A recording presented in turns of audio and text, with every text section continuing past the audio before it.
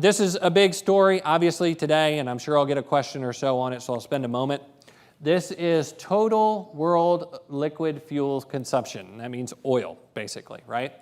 So the third part of the component is we wanted to add some scarcity protection, if you will. This global growth is going to put a strain on resources. One of the major resources, obviously, is oil, which is awesome, right? Nothing burns as cheaply. You never blow it up when you move it around. I mean, it's hard to replace, right?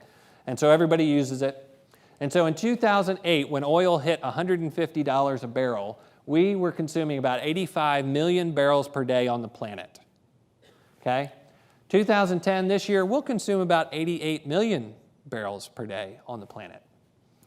That number continues to grow. China adds about 1 million barrels per day per year to its consumption, and then the rest of the world grows as well. And so our thought, even before the disruption in the Middle East, was, this is just naturally going to press the prices higher, and so let's get more involved there.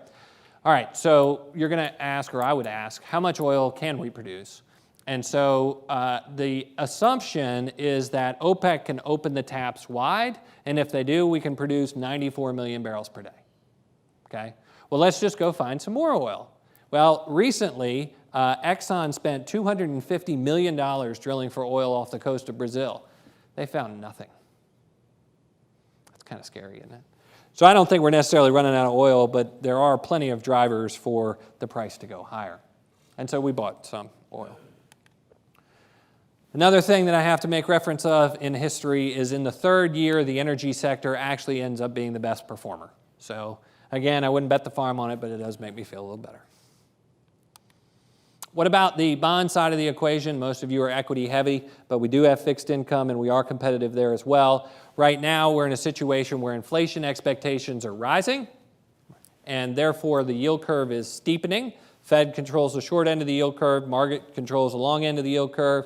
When it starts doing this, the market's saying to the Fed, we're getting worried about inflation, you need to do something. And that is occurring right now. And so as rates rise, that can injure treasuries, et cetera, and so we're staying away from them. So we're insulating ourselves as much as we can from increases in interest rates, specifically in government-backed securities.